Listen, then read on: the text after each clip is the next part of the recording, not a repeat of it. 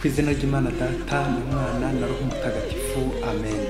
Bana b'Imana nimuhumure, Imana ije kudutabara kuri wa gatanu cyumweru cya 14 mu byumweru bisanzwe, tariki 9 Nyakanga 2021.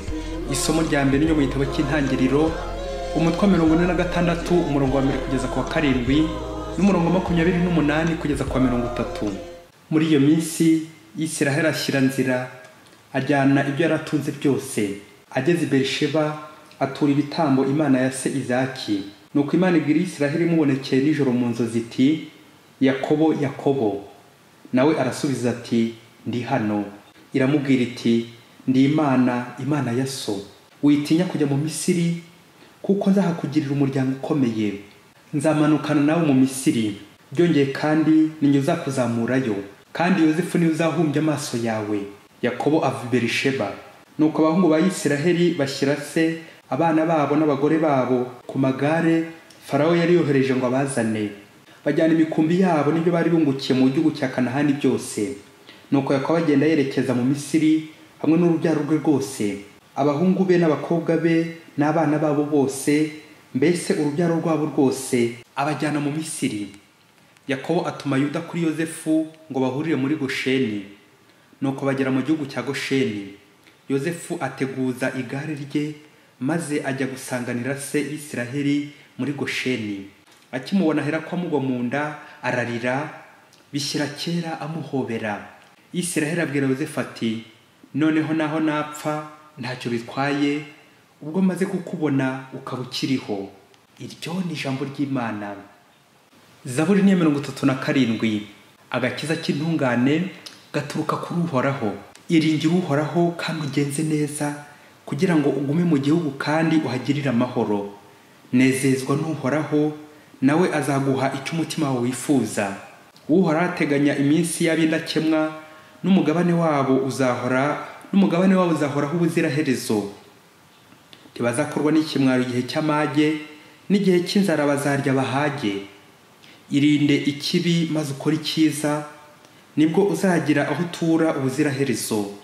Kuko Uhoraho akunda ibitunganye kandi ntatererana abayoboke be. Agakiza k'intungane gaturuka kuri Uhoraho, niwe buhungiro bwazo igihe cy'amakuba. Uhoraho arabafasha akabarokora, kuko ari we bahungiyeho. Agakiza k'intungane gaturuka kuri Uhoraho. Nyagasani Yesu nabane namwe. Amagambo mu Ivanjili ntagatifu Yesu Kristo, umutwe wa 10 umurongo 16 kugeza ku 23. Muri icyo gihe Yesu yabwiye intumwa 12 ati, dore mbohereje nk'intama mu birura. Murabere inyagenge nk'inzoka, mube n'intaryarya nk'inuma. Muritondera abantu, kuko bazabagabiza inkiko zabo, kandi bakabakubitira mu masengero yabo. Bazabajyana imbere y'abatwari n'abami ari jye muzira, kugira ngo mumbere abagabo mu maso yabo n'imbere y'abanyamahanga. Igihe rero bazabagabiza inkiko, ntimuzakurwa umutima n'ibyo muzavuga n'uburyo muzabivuga. Icyo muzavuga muzakibona icyo gihe, kuko atari mwe muzavuga, ahubwo ni Roho wa so uzabavugiramo. Umuvandimwe azatanga uwo bavindimwe ngo bamwice, umubyeyi n'umwana w'ibibuko. Bazahinduka abababyaye babicishe. Muzangwa na bose muzira izina ryanjye, ariko uzakomera kugeza ku ndunduro, uwo niwe uzarokoka. Niba bahiga mu mujyi uyu n'uyu, muhungire mu wundi. Ndababwira ukuri, ntimuzarinda guhetura imijyi yose ya Isiraheli umwana w'umuntu ataraza. Iyo ni Ivanjili ntagatifu. Bakristo bavandimwe nimukomere, Yesu aje kudutabara. Nuko rero nidukomera mu Mana nibwo tuzakomera. Dukomere rero Imana ikomeze guturindira mu neza yayo. Muri aya masomo turazirikana uburyo Imana yitwishingira tukabaho neza, ubwo tuza kuzirikana ku ijambo la providence divine, l'intervention de Dieu. Uko Imana ihagoboka. Providence divine, c'est l'acte par laquelle Dieu, dans sa sagesse, conduit toutes les créatures vers la perfection à laquelle il les appelle. Amen. Ubwo buvunyi bw'Imana rero ni kwa kundi ugira utya, wajya kubona ku buryo utari witeze naho utari witeze, ukabona Imana irahagobotse, irakugobotse, ikugiriye neza. Providence divine rero ni uburyo Imana itabaramo abantu ku bubasha bwayo n'ubuhanga bwayo twebwe tudashobora kumenya, igasoza gutyo umugambi wayo wo gukiza mu biremwa byayo. icyo gitangaza utari witeze, wari wihebye, wari washobewe, wari uzi ko birangiye ugeze ahaburembe, wari uzi ko upfuye pe, wari uzi ko bagufunze, wari uzi ko utazongera kwishyura amadeni, mbese wari uzi ko inzira zose zifunze, wajya kubona ukabona Imana irakugobotse. Ça c'est la providence divine. Ese mubyeyi wowe ntibirakubaho ukabona byose byakurangiranye, inzira zawe zose ukabona zirafunze, wajya kubona ukabona Imana n'ubuhanganye bwayo ukabona irahagobotse, bya bindi utari witeze? Niba bitaraba tegereza, Imana iracyakora. Ndiburira isaha Imana wasanga itaragera, wirambirwa, kuko Imana itakwibagiwe. Uhora arakuzi kandi arakuzirikana. Niba uri mu Mana rero biraguhagije, niba ufite Imana nk'umwishingizi biraguhagije. Bakristo bavandimwe, muri iyi si hari byinshi bidutera ubwoba pe, bikaduhungabanya, bigatudurumbanya, ariko iyo urinda hemuka ku Mana, humura iturize, urishingiwe mu Mana. Nibyo koko bavandimwe, Imana iduha ubutumwa bukomeye, ariko icyiza cyayo ni nayo ikomeza gutuba hafi ngo ituyobore, itwereke uburyo dukora, ikaduhumuriza mu nzira zayo zose, igakomeza kuduherekeza muri ibyo byose bigoye. Kuko tujya tubizirikana mu isezerano rya kera, inzira ya Misiri nubwo igoye, ariko Imana izanyuzamo abana bayo kandi izakomeza kubaherekeza, ibarinde. Ni nabyo Imana yakoze mu isomo rya mbere, ihumuriza Yakobo ko imwishingiye, ko ubuvunyi bw'Imana bumuriho. Imana iti, Yakobo witinya kujya mu Misiri, kuko nzakugira umuryango ukomeye, nzazamukana nawe mu Misiri, byongeye kandi niwe uzakuzamurayo. Amen. Ni koko muri iri somo Yakobo yize ubuvunyi bw'Imana, nawe yemeye kumanuka mu Misiri. None koko abonye igitangaza cy'Imana atari yiteze, yarazi ko umuhungu wa Yosefu yapfuye, none aramubonye ati, noneho naho napfa ntacyo bitwaye, ubwo maze kukubona ukaba ukiriho. Amen. Umuririmbyi wa Zaburi nawe uyu munsi ati, agakiza k'intungane gaturuka kuri Uhoraho. Uhora ni urengera intungane, uhora ni urengera abamukomeyeho. Biratwibutsa ko iyo witwaye neza ukagorokera Uhoraho mu nzira zawe zose, kabone nubwo wahura n'ibyago n'ibindi bibazo byaburiwe ibisubizo, komera, n'ubundi Nyagasani uguhozaho ijisho, aguhozaho ubuvunyi bwe n'uwo utamubona ariko arakuruzi. Ntumenye igihe yaziye kugutabara, kuko nyine we abakuruzi wowe utamureba. Wajya kureba ukabona byose byatunganye kubera Imana, ububasha bw'Imana, ya Mana yishingira abana bayo. Ni koko bavandimwe, ntawakwihanagaza ngo we arashoboye, ngo yiyemere ngo arashoboye, yarashyitse, ngo afite imbaraga. Oya, ikigaragara Imana itora abanyantege nke, abatishoboye ngo ibashoboze. Yezu ntayobeye ko yadutoye ntako twimereye tutishoboye. Amenya kare kose amakuba n'ibitotezo bitegereje intumwa ze, azi neza ukuntu inzira y'ubutumwa, inzira ya Misiri inyereye, azi neza n'abayinyereza b'abandi ba Farawo. Yezu azi neza akarengane yahuye nako hano ku isi, nako intumwa ze zizahura nako. Bazafungwa, batotezwe, babeshyerwe, ndetse bicwe hanyuma bazira Kristo. Rero muri Evangelii arahumuriza intumwa ze ati, ntimuzakuka umutima n'ibyo muzavuga, simwe muzavuga, ahubwo ni Roho so uzabavugiramo. Amen. Mbega byiza kuvugirwamo n'Imana na Roho Mutagatifu, akaba ari kuyobora, akagukoresha. Bakristo bavandimwe, ikibuga cy'ubutumwa kiranyereye. Rero iyo unyura mu nzira inyereye, bigusaba ibikoresho bihambaye byahangana n'ubwo bunyerezi nyine. Rero urugendo rw'umukristo hano ku isi ni ubutumwa bugoye, ni intambara y'ikibi n'icyiza, guhangana n'ubunyerezi. Hari inyamaswa ebyiri muri Evangelii duhayemo urugero, inzoka n'inuma. Ntabwo ari ukurumana nk'inzoka, ahubwo ni uko umunyabwenge n'indahemuka, ni uko ukamenya gushishoza hakiri kare, kuko abana b'isi bafite ubwenge buhambaye, amayeri, amacenga, amanyanga. Ibyo byose ariko kurindagiza no kuyobya abana b'Imana. Intumwa rero zigomba kurwanisha ubwenge buvuye ku Mana, abanyamahoro nk'iyo numa, nta gucabiranya, nta kuryarya, ahubwo bakarwanisha amahoro, ubudahemuka. Ako kaneza aragakunda, ubudahemuka. Umunsi umwe noneho hafi muri Afurika, mu gihugu cya Kongo, umugabo w'umukristo wareraga imfubyi, abana bose babaga batawe mu gihuru, barabatoraga bakamuzanira, nuko umugabo ngira neza akabarera. Ndetse uyu mugabo agiraga umutima mwiza wo kugoboka abakene, bamwe akabaguriza amafaranga bacuruze batera imbere, abandi akabitaho uko ashoboye kose.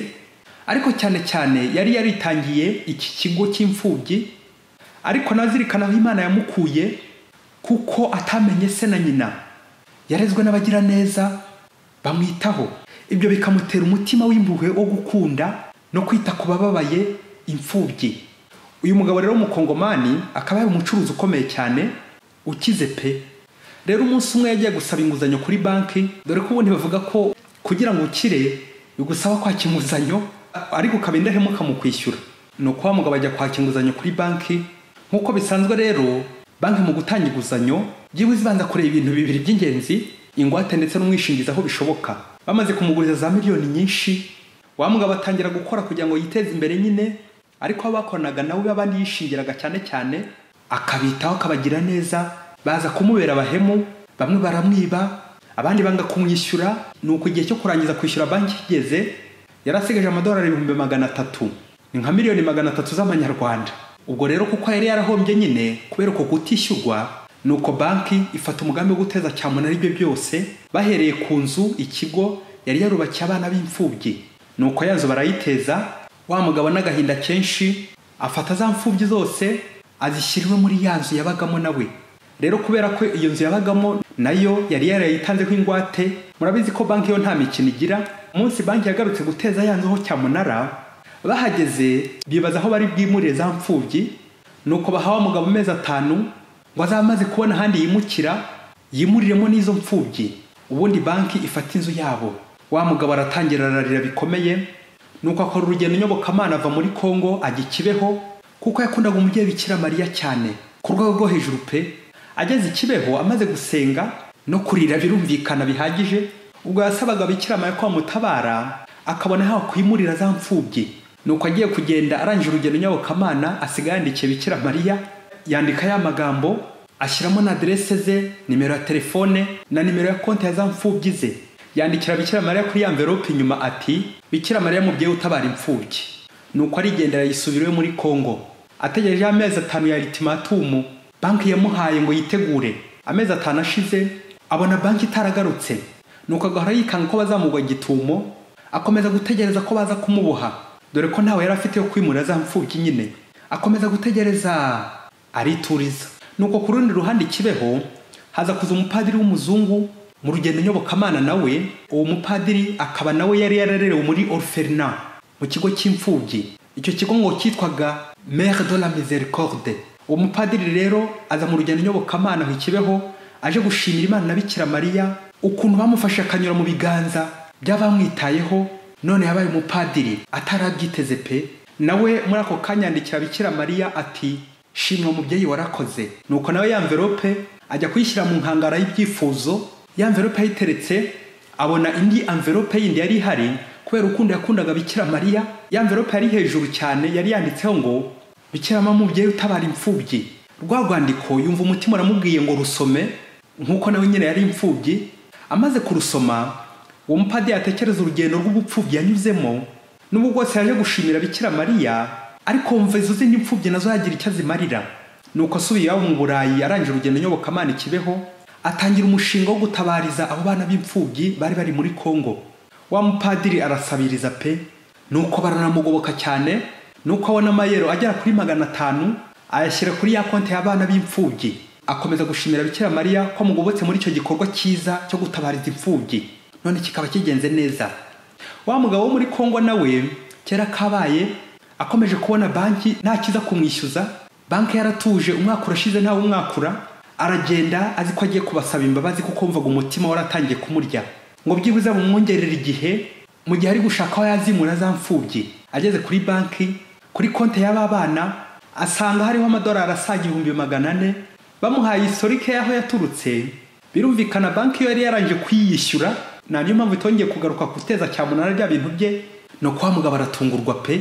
Ya mafaranga ayakoresha neza, ayagaruzamo yanzu y'imfubyi bari barateje cyamunara, andi asigaye yongera guteramo imbere, abaho neza, akomeza kurera za mfubyi zirakura. Icyo gitangaza Imana imukoreye abikesha umubyeyi Bikira Mariya, akabona bimurenze pe. Ibyo yasabye byose Imana ikamurengerezaho. Icyo gitangaza n'ubuvunyi bw'Imana, n'ukubera Imana. Birababaje abanyabwenge benshi ntago bemera ibitangaza by'Imana. C'est la providence divine. Ntago nyine tumenya aho bituruka, ni Imana ibyikorera. Twe ubwenge bwacu buracagase, hari byinshi dutabona, ariko Imana yo ibituruzi. Heureusement, nubwo ntabona Imana neza, ariko Imana yiranduzi. Nguko kwishyira mu biganza by'Imana rero, nguko uko umwe aza gusaba undi aje gushimira, bakaza kwa magirirane. kubera ubuvunyi bw'Imana, bikarangira Imana ikoze ibishoboka byose kugira ngo buri wese agubwe neza, Imana ikamutera ibyishimo. Mukristo muvandimwe, komeza urugamba. Iyo ufashe umugambi ukita ku by'Imana, ukita no ku bayo, abababaye, abashavuye, imfubyi, atari uri kwikanyiza cyane cyane, ni Imana nayo iza mu byawe. Ntumenya n'igihe ibibazo byakemukiye, kuko Imana nyine mu bubasha bwayo nta cyayinaniye. Bikira Mama mubyeyi utabara imfubyi, komeza utuvuganire. Imana imenya imbabare, Imana imenya imfubyi, Imana imenya abanyantege nke, ikarengera abarengana, ngo ubuvunyi bw'Imana, la providence divine. Mu isomo rya mbere Yakobo yabonye ibyo atari yiteze pe, yongera kubona umuhungu we Yozefu uri mu kazi kose, uri kwita ku banyamisiri ndetse n'abayisiraheli. Mu ivanjiri naho intumwa zigiye mu ubutumwa bugoye, ariko zishingiwe n'Imana. Ni ugutwibutsa ko iyi si ari urugamba rudusaba intwaro za roho, gushikama, aho umukristo ahura n'ibibazo by'amadeni, ibibazo by'uburwayi budakira, n'ibindi byose biza bimwiruhaho, ariko ku buryo bw'agatangaza Imana ikazabikemura. Nuko rero umukristo ujye wibuka ko hejuru y'ibyo byose, ujye wibuka ko heza ari igisubizo, ko inzira z'Imana ari agatangaza, ko Imana igutabara itaguteguje. Niba uri muri Yezu, gumamo. Mwese Imana ibaha umugisha, Imana Data na Mwana na Roho Mutagatifu. Amen. Padiri Masumbuko Ladislas wa Diocese ya Cyangugu. Shimirwa mwami